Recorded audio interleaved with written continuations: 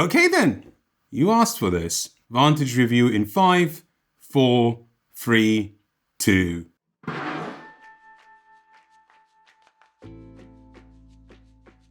Vantage is a storytelling game of discovery. Specifically, you crash land on an alien planet and have to figure out what its deal is. On paper, this is Evga's dream game, the exact type of fruit that makes me go fruity, the top of the pyramid of Maslow's hierarchy of needs. Pizza and brisket, reviewing board games, playing board games, standing in front of a camera talking about board games, and weird alien planets. I live for this. I watched Interstellar 5 times and I don't even like it. I just want Matthew McConaughey exploring planets. They weren't even exciting planets. One was rock, the other one was water, and it still gets me. But it's not just the premise. Mechanically, Vantage sounded like it was doing exactly the sort of things I appreciate in games. As Eugene Hutz is my witness, if I have to play another narrative adventure game where you're constantly punished for trying things because the designer thinks it's so very funny to trick their players. Please stop. That kind of design work belongs in the 80s, together with Spandau Ballet and Margaret Thatcher. Vantage not only does not punish you for exploring, but it also lets you go and do whatever you feel like doing. Each session you'll get a mission and a destiny, but you don't have to complete them to quote-unquote win. The rulebook even says pursue something you want to do, and if you succeed, well, that's a victory. Nice, more of that, please. But, and you know where this is going, I did not like Vantage. Or more specifically, I hated my first plays. Then I learned to appreciate and respect it.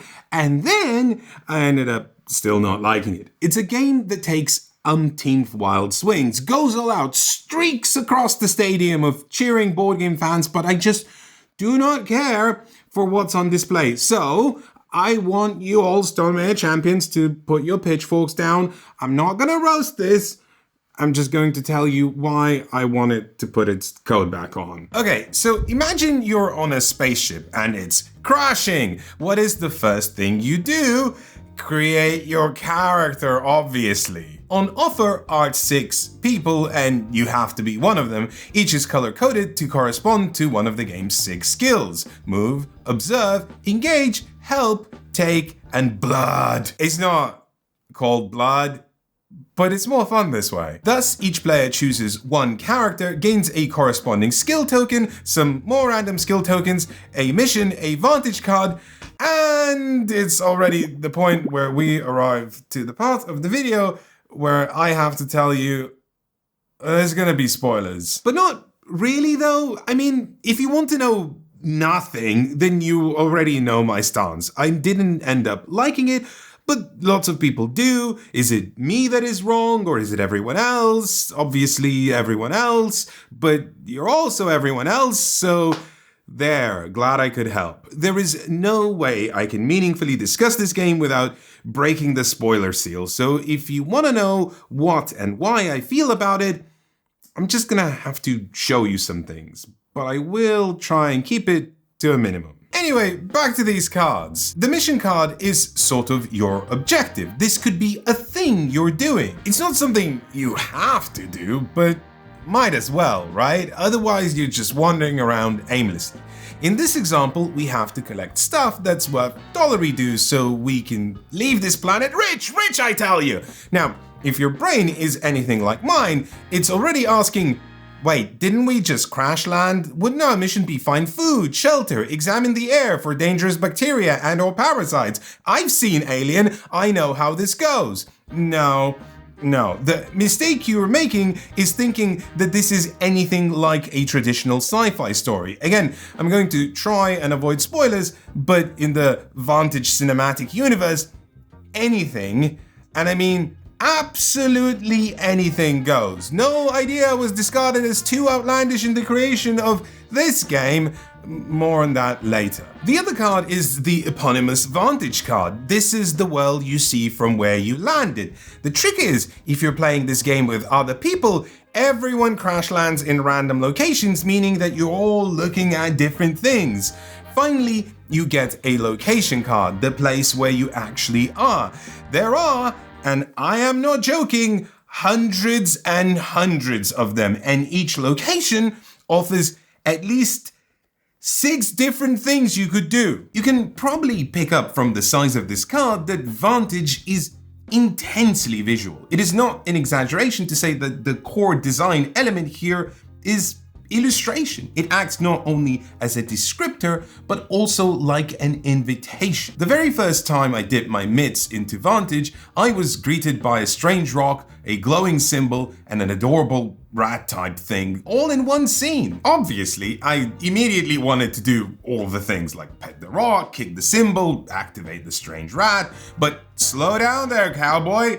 You're only allowed to do one thing. Each of the game's 6 skills is tied to a possible action on each of the location cards. Or in other words, if there are hundreds and hundreds and hundreds of locations you can visit, each of them having 6 things you can do, that means there's literally thousands of narrative prompts that propel a story in any direction you could possibly conceive. Once you pick an action, you'll note the location card's number, take the skills that the action belongs to booklet, and look up that number in the book. This will ask you to perform a test, meaning it's dice rolling time. And when you succeed, you'll read the result. Notice I said when, not if, and this little distinction is the key to understanding Vantage. You have 3 quote-unquote health pools: time, morale, and health. Each dice you roll in a test has the potential to reduce any of them, and once one of them reaches 0,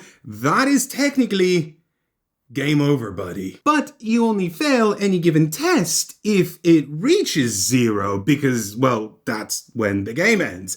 Otherwise, anything you would like to attempt is a success. Of course, when you select an action, you don't actually quite know what you'll be doing. The verb tied to your chosen skill paired with the illustration gives you some clue, but oftentimes, I am certain, it is deliberately misleading. And also, you don't know how many of these dice you'll be rolling. If you have skill tokens in the related skill, you can spend them, reducing the number of dice you roll, and your character card comes with dice slots where certain results can be negated. Isn't this all a bit random? Sure, but only a bit, much less than it would seem. Some results are blanks, meaning you don't get any penalty, and some dice have this arrow, which means you return that die back to the unrolled dice area.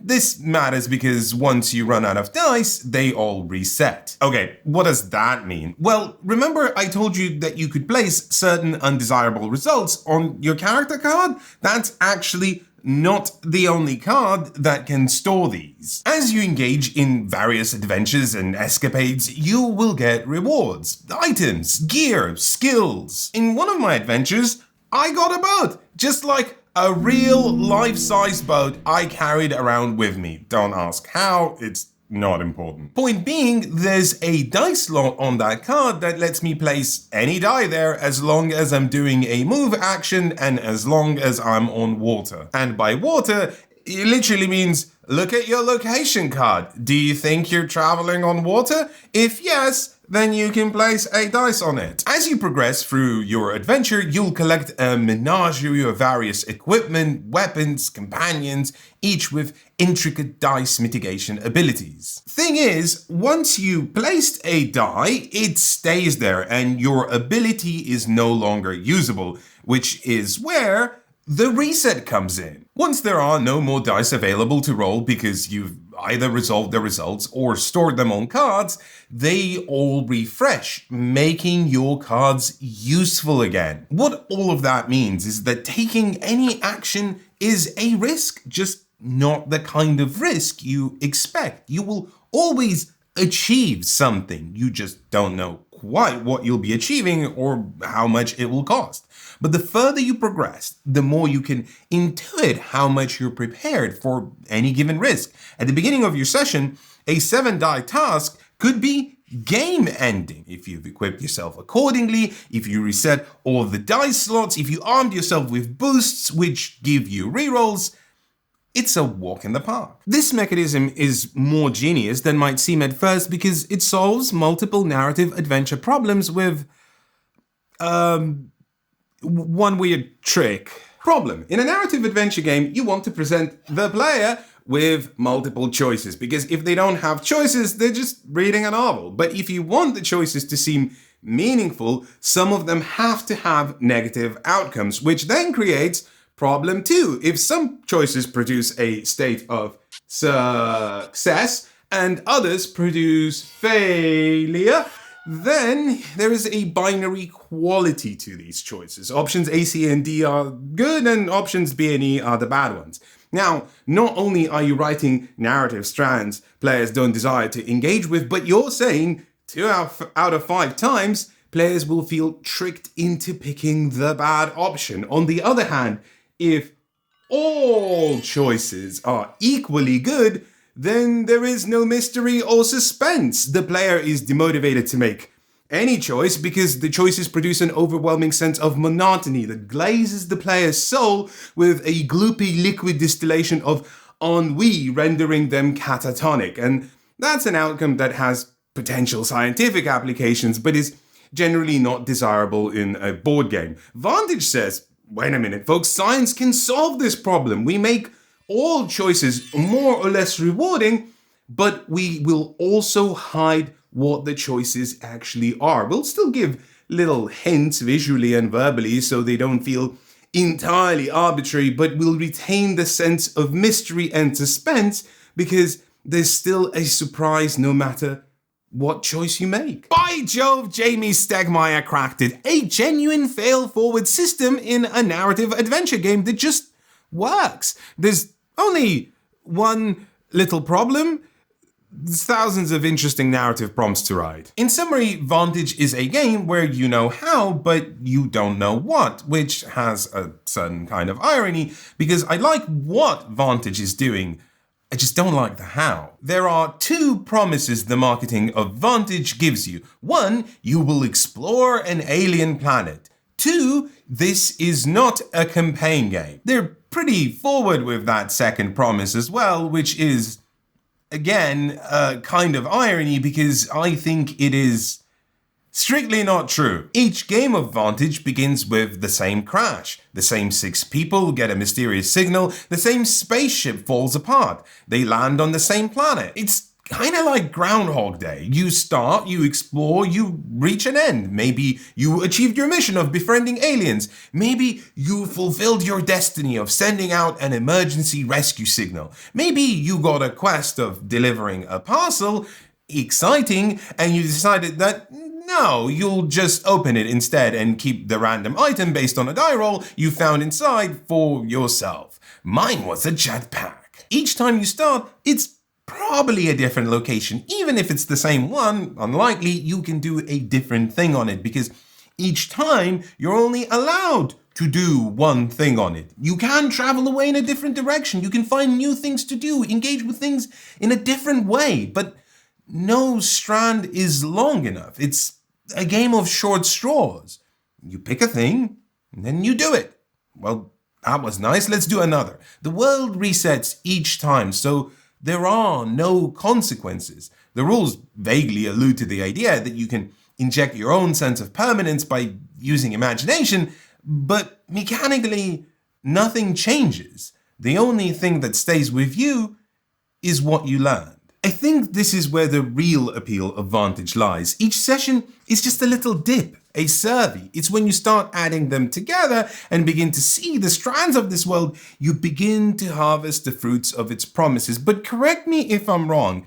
That is, by definition, a campaign game. I mean, there's no way I'm grabbing an innocent bystander off the street, tying them up to a chair and forcing them to play a game where they have no clue what's going on, and I'm like, you found the cute little rat thing. If you tame it, it'll help you things. And they're like, please, I just want to go home. Vantage simply does not work in this scenario or any scenario that involves a group of mixed experience, or, if I'm being very honest, any kind of group at all. If you're playing with other players, each player gets a Vantage card that they can't show, and a location card that they can't show. The game, as I mentioned, uses visuals as its core communication tool. This is how it tells you things. But if you're playing with other players, then they have to sit there and listen to you as you go. So there's a rock, and then on top of that, another rock, then there's a gap, and then there's more rocks, and then there's this rodent thing I can follow, observe, mimic, feed, catch, hunt. Fun! After I criticized this mechanism on our podcast, we got some responses from people who said they see this as an extra kind of challenge, a puzzle to solve. And listen, I'm not going to tell you what to enjoy. I just don't see this as a challenge or a puzzle. There is no solution because any choice is equally valid. I'm just describing visual cues for people who can't see them for supposed input, which probably doesn't matter. After playing Vantage 2-player once, I never wanted to play it with other people again, and I'm really glad I made that decision because given the learn more about this world nature of the game, I could focus on the game's strengths instead. Take this for what it is meant to be, not a criticism, a warning. I think saying that Vantage is not a campaign game or that it can play with multiple people is setting it up for experiences that skirt past its strengths and dip straight into Vague Town, population 2 to 6, because sincerely, I think the other promise Vantage delivers. It might take time and patience and a few plays where nothing interesting or cohesive happens, but play by play, session by session, you will begin to get a sense of the world Vantage is crafting for you. My first play was anything but exciting. I followed that rat, I experienced some disconnected encounters until I accidentally stumbled onto my crash-landed spaceship, which was now broken into multiple parts, and after trying to explore that debris, I did manage to find a cool... But doing all that meant rolling a lot of dice, so eventually I got tired and it was game over. Nothing that happened to me had any kind of connectivity or reason. I didn't feel like I followed a trail of breadcrumbs. I just bounced from point to point, each offering a little narrative prompt that would seem like maybe a lead or a clue, but if there was a sensible way to explore that, I did not know it. So my decisions felt arbitrary and the results felt unpredictable. But when I started my second game, Vantage gave me a mission to...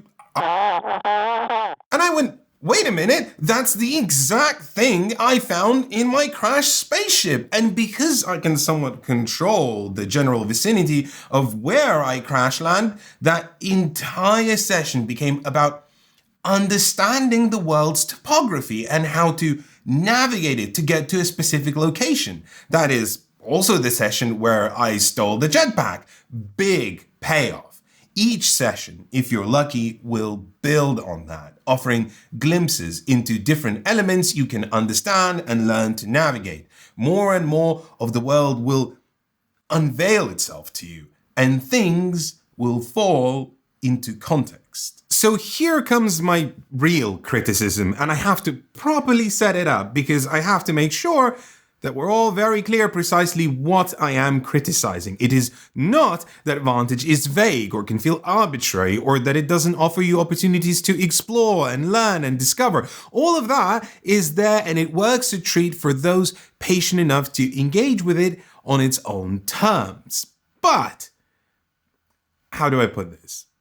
Okay, so this is a Kinder Surprise. Actually, no, scratch that. 44% of you are American, so this isn't going to work. This is a Reese's Peanut Butter Cup. Outside is coated in what 44% of you think is delicious chocolate. But when you bite inside, you discover an unctuous layer of dense peanut butter, a perfect complement to the chocolate, but also different enough to create a pleasant contrast. And this, well, this is a ball of bucatini. Outside is bucatini. Inside, also bucatini. Observe.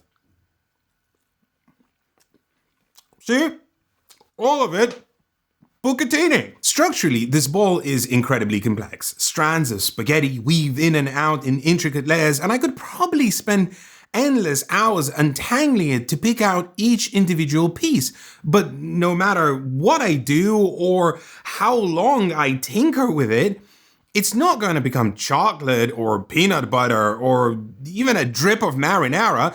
It's still just bucatini, all right? The reason your spaceship is traveling to this planet is because of a mysterious signal from an entity known as the Traveler. When you crash land and start playing, you'll observe the Traveler in various locations, providing you with bits of lore about this world. And if you're thinking, I bet if I play long enough, I'll discover what the deal with this Traveler is, of course, you would be right. You might even do it on your very first game. Anything is possible. You just have to start with the right piece of spaghetti. But if you're thinking that that piece of information will be more interesting than any piece of information on any of these locations in any of these thousands of possible events, I mean, sure, maybe, but not so much more exciting that it will somehow stand out. What I can guarantee you is that you will get a Star Wars reference to go along with it that is very, very bad. And I can also guarantee you that if you spend 5 seconds thinking about what you actually discovered, you will realize that it doesn't make narrative sense. It makes ludic sense instead. Vantage has a distinct feel of working as a game world, not a real world. And when I say real, I don't mean real, I mean the sort of real you could imagine, say, in a speculative fiction novel. In Elizabeth Bonesteel's Arkhangelsk, the plot of the book is segmented into 2 perspectives: a colony of human inhabitants surviving on a frozen planet where radiation levels should have already baked everyone, and a spaceship of intrepid travelers who discover this world. From both perspectives, we start to learn more about this world, and the fiction takes liberties with what is scientifically possible, but the narrative makes it feel plausible. Adrian Tchaikovsky's Shroud invites us to inhabit a world that is pitch black, dense with a toxic and unbreathable atmosphere, and full of intelligent life that does not recognize us as sentient and is perfectly happy to dismantle our organs just to see how they work. I don't think technology allows us to survive that even for like 10 seconds, but I believe the journey the protagonists of that story undergo, because despite the impossible conceit, the arc of the story makes sense. The only thing that Vantage made me believe is that Bucatini is very good at forming a ball. Its world is less an alien planet and more Ready Player One, where thousands of disjointed elements coexist in one simulated ludic reality. And just so we're clear, I think Vantage is very aware of it and constantly plays on it. The rules of this world are an illusion because anything goes. And since anything goes, Vantage encourages you to do with it whatever you want. It's like Minecraft. There is no sense in why everything is made of blocks. It just is. And there's certainly enough fun to be had with those blocks, but putting blocks together is not what I want from a narrative adventure. I want a bigger vision for this world than a bowl of pasta, and whilst we're at it, better puzzles and minigames. The ones I found were dire, real big content feel to them. I have a history with Jamie Stegmaier. Very early on in our careers, back when we accepted review copies, he sent us an early copy of Scythe, even though we were nobodies. I convinced him in an email that it was going to generate more eyeballs than sending an early copy to, say, the Dice Tower, because everyone's going to watch the Dice Tower video anyway. However, if we, relative nobodies, had an early copy, everyone would tune into that and also the Dice Tower. I wasn't wrong, by the way, but we came away from the game only modestly positive. I then made a review of Viticulture, where the premise was that I was getting progressively more inebriated as the video went on. It was not a well-judged video, still a little bit funny if, let's face it, very juvenile. The relationship became terse. We butted heads more than once. At one point, Jamie described us quite negatively and unfairly in a comment on his blog, to which I responded on social media by jokingly dubbing him my nemesis. Privately, Jamie apologized for his words and very sincerely told me he does not wish to be my nemesis. I think that was the last of our fraud exchanges, and with the exception of Libertalia, which we have showered with praise, none of our previous reviews of games published by Stonemaier, the company owned by Jamie, have been very generous. I bring all of this up because on a basic level, it's good for you to know the various kinds of bias that might go into this video, but also because I don't think I am being just to Vantage. According to Jamie, he spent 8 years working on this game, and it shows the amount of time and effort that must have gone into writing all of these narrative blurbs and to tie them so masterfully with a system that is not only novel, that is not only sleek, but also breaks ground and solves many design problems. That alone should be worthy of ovation. And yet I have the audacity to not like it anyway. And maybe it is my bias, I don't know. I really don't know. I don't think it is, but I can't promise you that, and that's important. But I need something more than a world filled with anything goes. A menagerie of tropes and references does not do it for me. I want a vision that goes beyond a casserole of speculative fiction staples. And maybe in this system, the way it's constructed, more is impossible. I want Vantage to be what it isn't. And that's okay with me.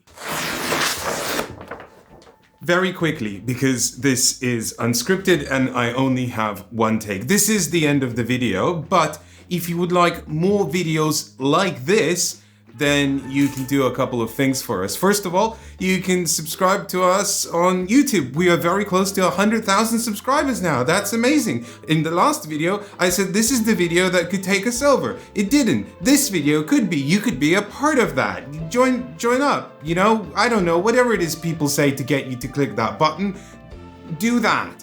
Right? The other thing is, of course, we are independent. We don't have any deals with board game publishers. We don't take review copies. If you want more of that kind of thing in the world of board gaming, reviews that are not tied to any monetary transactions with board game publishers, then support us on Patreon, because without you, we literally couldn't do this. Thank you so much. See you soon.